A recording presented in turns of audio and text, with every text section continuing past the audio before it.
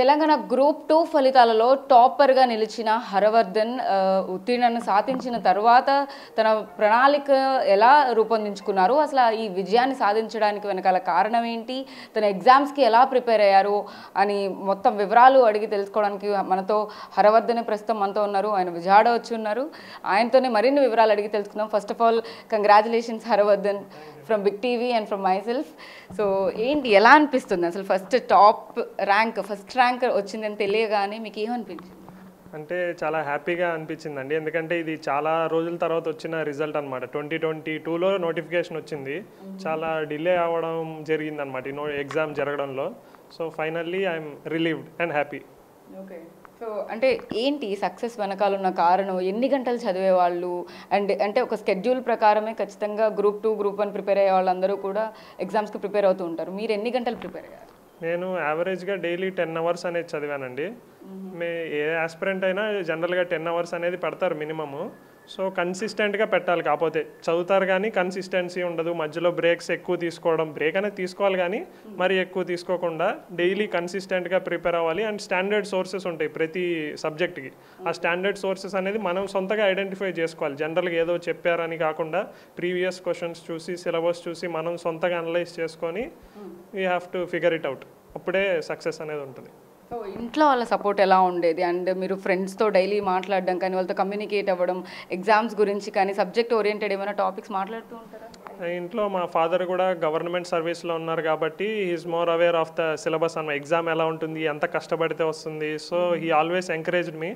So నేను one of the main reason అదే. ఎప్పుడు నమ్మారు నేను చేయగలనని. నా నాలెడ్జ్ ఎప్పటికప్పుడు చూస్తూ ఉంటారు, అబ్జర్వ్ చేస్తూ ఉంటారు నన్ను. So he believed in me. నాకు నమ్మకం ఉంది. మా మదర్ కూడా డైలీ కాన్స్టెంట్గా సపోర్ట్ ఇచ్చేవాళ్ళు. నాకు ఎటువంటి ఇబ్బంది లేకుండా ఇంట్లో చూసుకునేవాళ్ళు. So more than my success అది వాళ్ళదే అని చెప్పొచ్చు. ఆఫ్టర్ హౌ మెనీ అటెంప్ట్స్ మీకు ఈ ర్యాంక్ రావడం? అంటే అంతకుముందు ఏమైనా ఎగ్జామ్స్ రాసి ఫెయిల్ అవ్వడం కానీ ఇట్లా ఏమైనా ఉందా? ఇది నేను గ్రాడ్యుయేషన్ అయిపోయిన తర్వాత వచ్చిన ఫస్ట్ గ్రూప్ 2 నోటిఫికేషన్ అండి ఇది.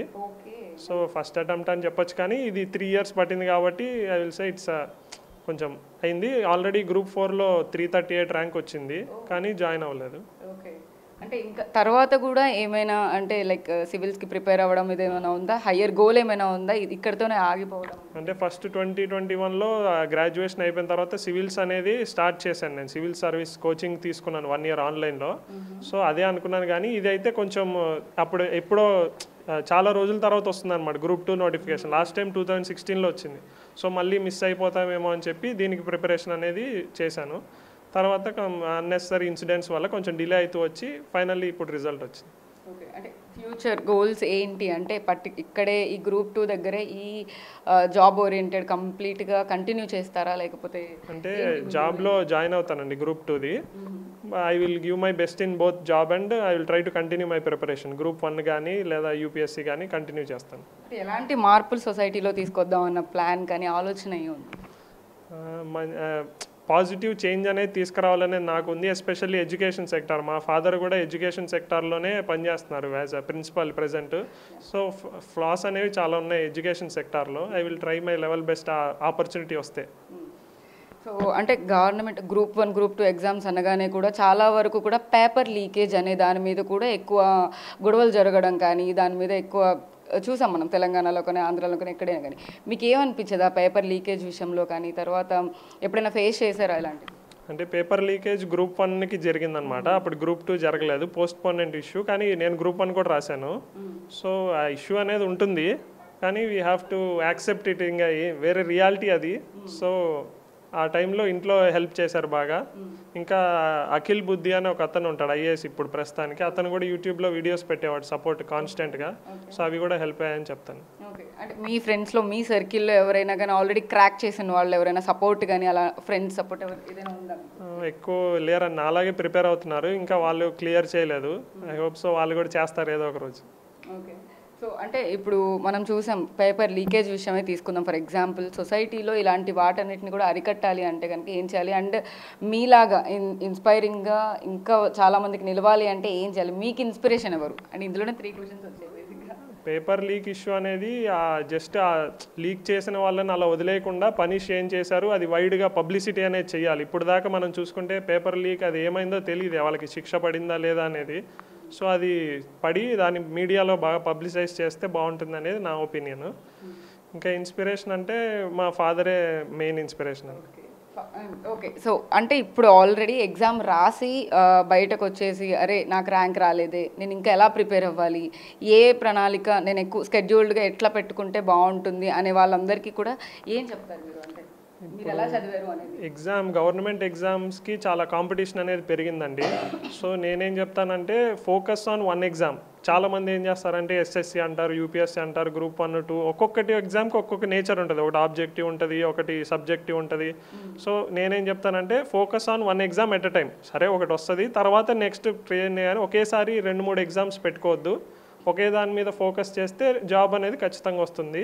ఒకవేళ మిస్ అయినా మళ్ళీ నెక్స్ట్ టైం ట్రై చేయొచ్చు అదే జాబు.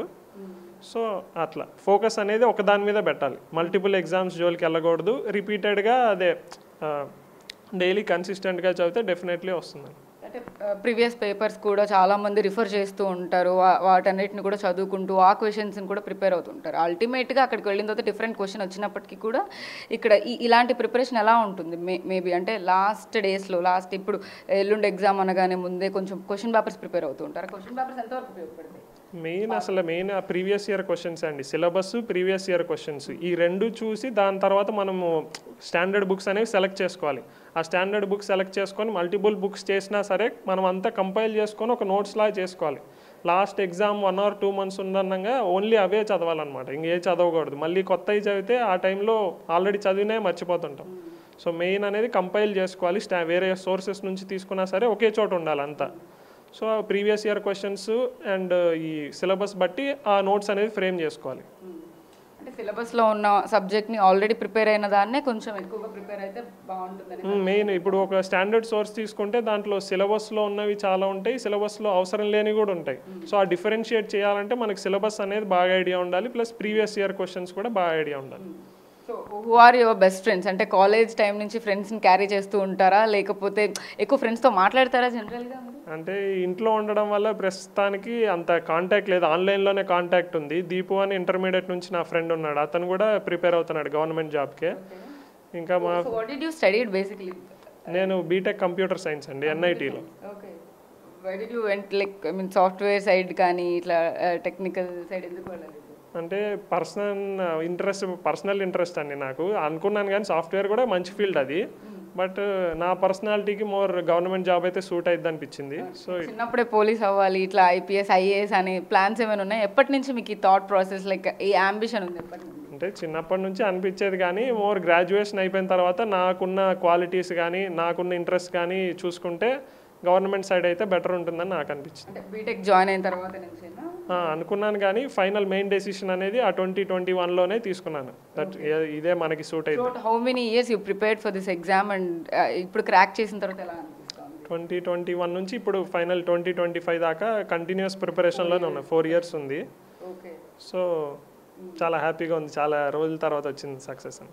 ఓకే, ఫర్దర్గా ఇంకా మీరు ఐపీఎస్ ఐఏఎస్ లెవెల్ కూడా ఇంకా క్రాక్ చేయాలని డెఫినెట్గా కోరుకుంటున్నాను. All the best to you, Haravardhan. For more videos like this, subscribe Big TV channel.